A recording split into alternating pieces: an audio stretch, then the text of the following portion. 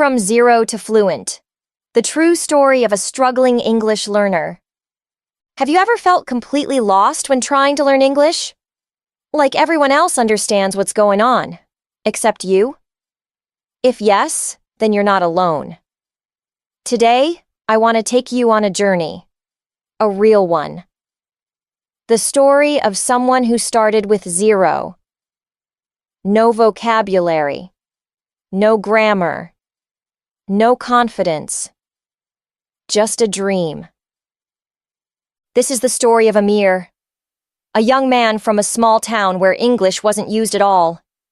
He had no access to fancy schools or expensive courses, but he had one thing: desire. The desire to change his life. The desire to speak a language that could open doors to the world. In this podcast, you'll walk alongside Amir. You'll hear about his challenges, his fears, his failures, and most importantly, his victories. This isn't just a story. It's a roadmap. If you've ever felt like giving up, Amir's journey will remind you why you started in the first place. So, are you ready to be inspired, motivated, and equipped with real tools for learning English? Then stay tuned, because Amir's transformation from zero to fluent might just change the way you look at your own English journey. From the very beginning, Amir knew he was different. While most of his friends were content with their lives in the small town, he constantly dreamed of something bigger, something beyond the mountains that surrounded them. He had seen glimpses of that world through movies and music, but one thing stood in his way. He didn't understand a single word of English. Not even hello. In school, English was treated as a side subject, just a formality. The teacher read from a book, students repeated after him, and no one cared about speaking or understanding. For Amir, this meant that his dream was still distant, locked behind a language he couldn't access. One day, a volunteer from another country visited his school. She spoke English fluently, smiling and laughing with the principal, but Amir couldn't understand anything she said. That moment hit him hard. He realized that English wasn't just a subject, it was a key. A key to opportunities, friendships, jobs, and dreams. He went home, opened his old English textbook, and stared at the first lesson. It was confusing. He couldn't even pronounce the words properly. But something inside him whispered, "Try. Just try." At first, Amir relied on a dictionary, translating word by word, sentence by sentence. It took him an hour to understand a paragraph, but he didn't give up. He downloaded a free English learning app on his old phone, one that barely worked.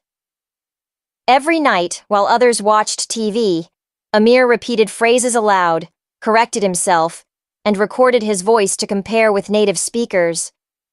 It was awkward. It was frustrating. But he kept going. He made a notebook he called his English diary and wrote one sentence per day, no matter how simple. Months passed, and he began to notice small changes. He could recognize words in songs. He could read subtitles without pausing. Still, speaking was the hardest part. His pronunciation made him shy, and he was scared of being laughed at. But then he found a YouTube channel where learners practiced speaking alone. He stood in front of the mirror and introduced himself. "My name is Amir. I am from Afghanistan. I like football." It was basic, but it was a beginning. He started watching cartoons for children because they used slow and clear English. Peppa Pig and Dora the Explorer became his teachers. He would mimic every word, pause, rewind, and mimic again. It didn't feel like learning. It felt like a game. And slowly, his confidence grew. He began to understand entire sentences. He joined a Facebook group for English learners and posted his first video, a 30-second clip where he introduced himself. The comments were encouraging. "Great job," one person wrote. "Keep going," said another. For the first time, Amir felt proud. Still, there were moments of doubt, days when nothing made sense, when grammar rules felt like puzzles designed to confuse him. He would sometimes cry in frustration, slam the book shut, and walk away. But something always pulled him back. Maybe it was the dream. Maybe it was the memory of that visitor. Maybe it was his own stubbornness. He once read a quote that said, "A river cuts through rock not because of its power, but because of its persistence." He made that quote his phone wallpaper. He began writing short stories in English, even though they were full of mistakes. He started thinking in English, asking himself questions like, "What should I eat today?" instead of translating from his native language. He even practiced talking to himself while walking. People thought he was weird, but he didn't care. His English was improving. Slowly. Quietly. Surely. After a year, Amir applied for an online course in digital marketing that required basic English. He was nervous during the interview, but he managed to express himself. Not perfectly, but enough. He was accepted. That course changed his life. He met people from different countries, worked on real projects, and earned his first online payment. All because he had dared to learn English. All because he didn't give up. Years later, Amir became fluent. Not perfect English, but fluent enough to work, to connect, to dream bigger. He began helping others in his community who wanted to learn English but didn't know how to start. He told them, "You don't need money. You don't need a perfect accent. You need patience, consistency, and belief in yourself." Today, he's not just a learner. He's a teacher, a mentor, and a living proof that it's possible to go from zero to fluent. As Amir continued his journey, something profound began to change. Not just in his language skills, but in his identity. He no longer saw English as a subject to be memorized, but as a tool to express who he was. He started writing longer journal entries, not only about his day, but about his dreams, his fears, and his thoughts about life. These entries, though full of grammatical errors at first, were windows into his evolving self.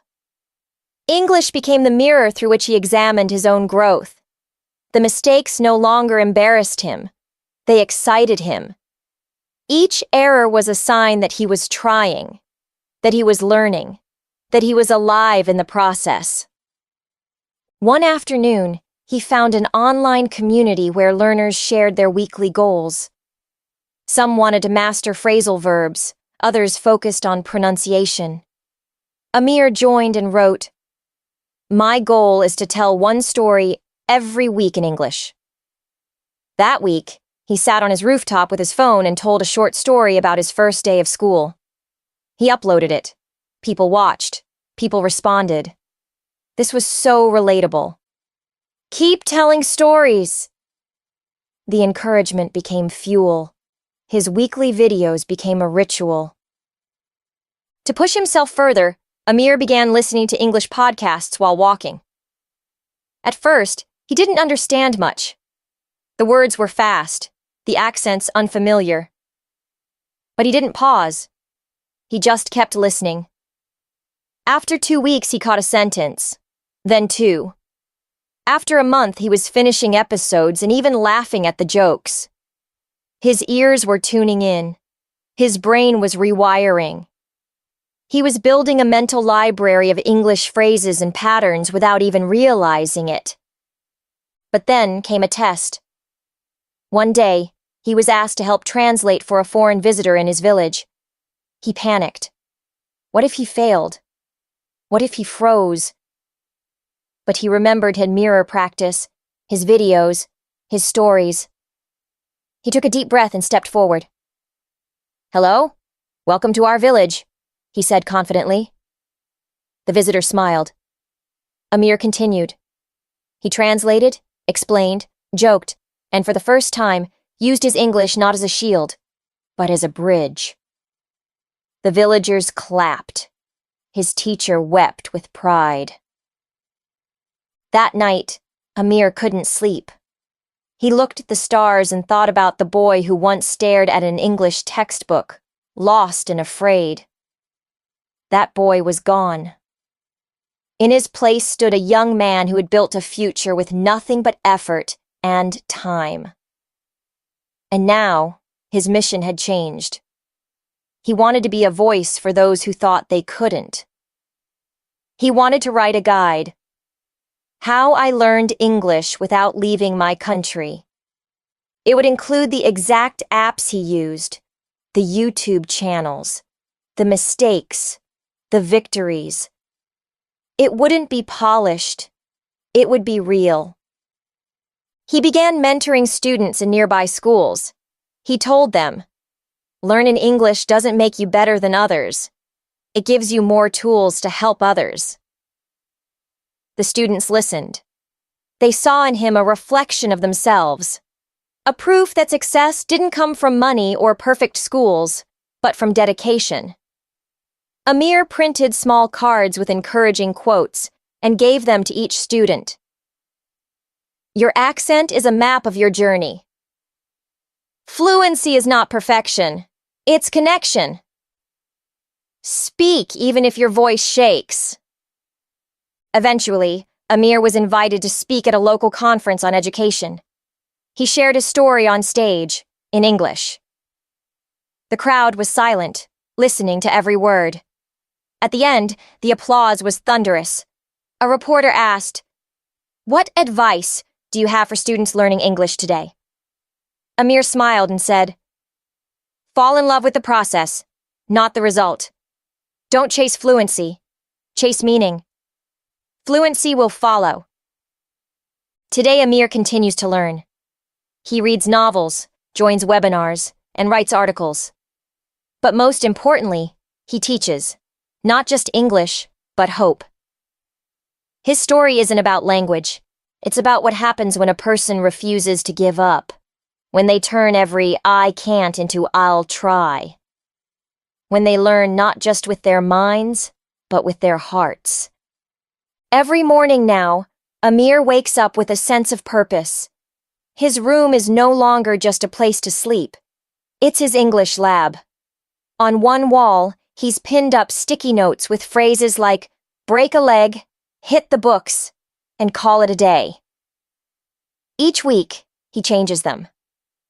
His small whiteboard has a list of words he heard during the week that he didn't understand.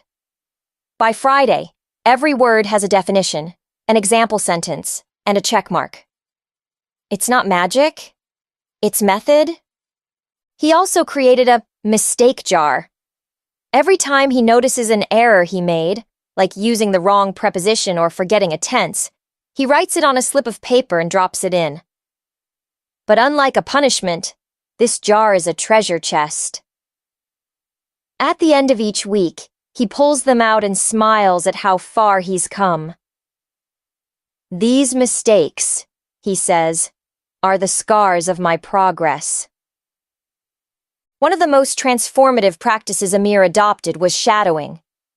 He'd pick a podcast, slow it down slightly, and repeat every sentence out loud, mimicking the speaker's rhythm and tone. At first, it felt unnatural. He sounded awkward. But after a month, his pronunciation improved. His confidence soared.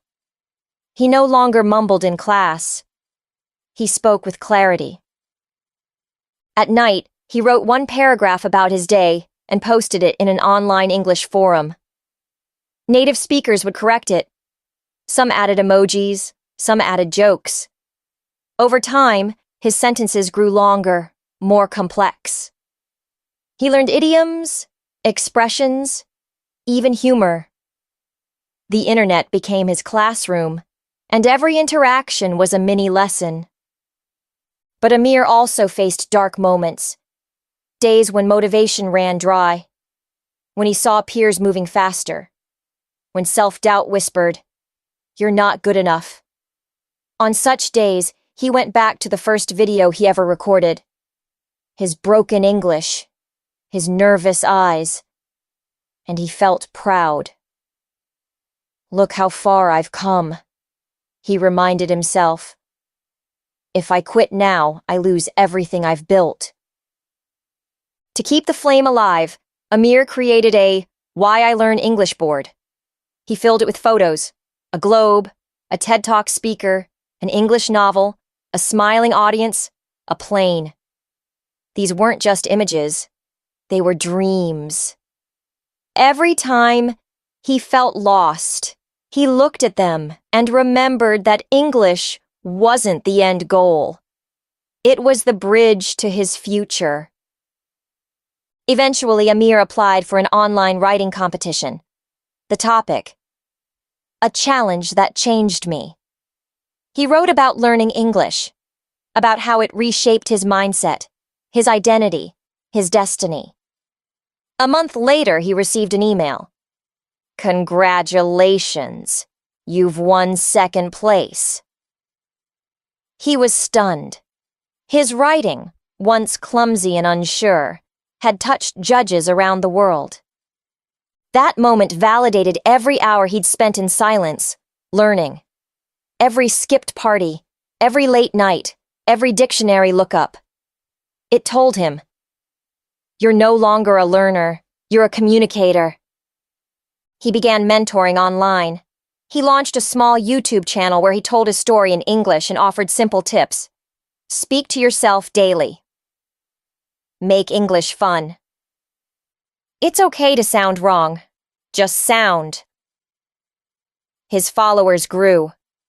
People messaged him saying, "You inspired me to try again."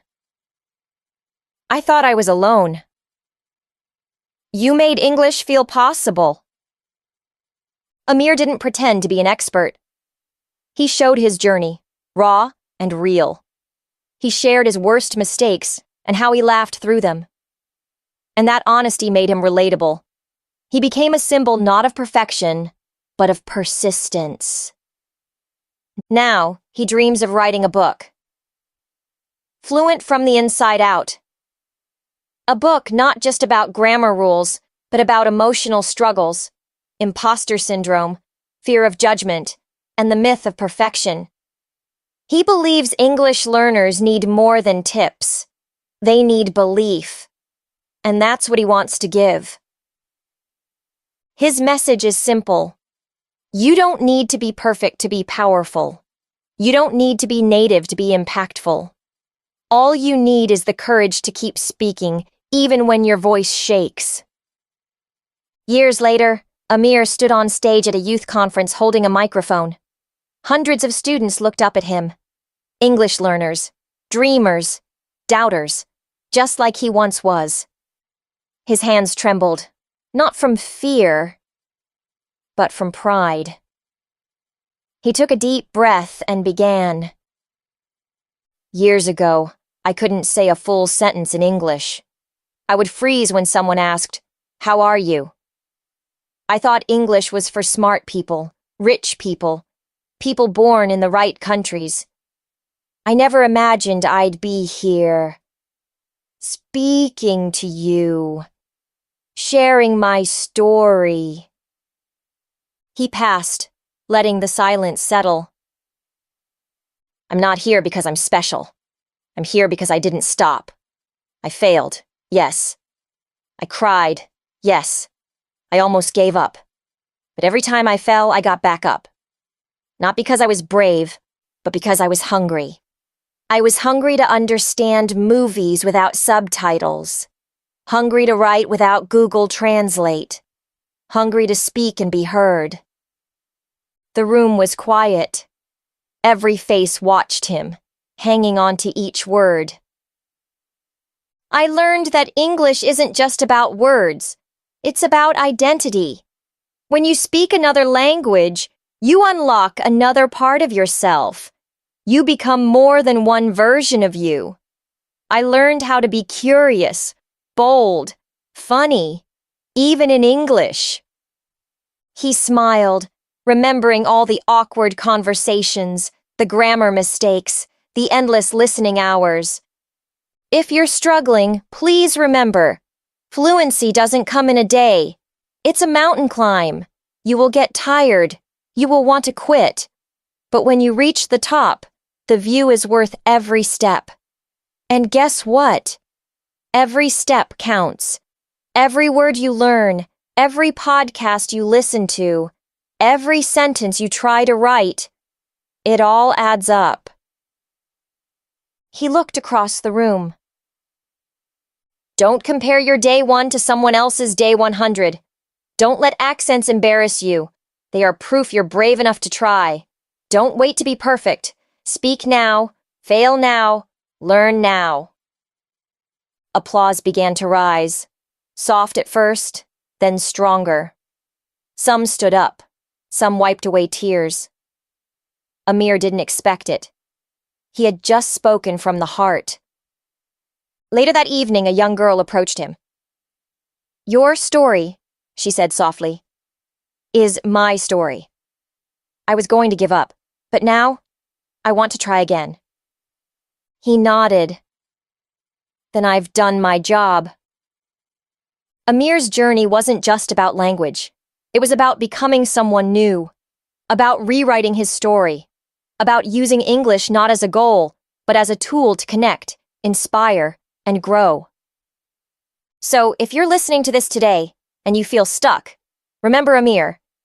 He started with 0, no fluency, no confidence, just a dream. And every day, he watered that dream with discipline, curiosity, and self-belief. You can do the same. No matter your age, background, or accent, you can go from 0 to fluent. Not because it's easy, but because it's possible. And you, my friend, are more capable than you think. The question isn't, can you learn English? It's, will you keep going when it gets hard? Because that's where fluency lives, not in perfection, but in persistence.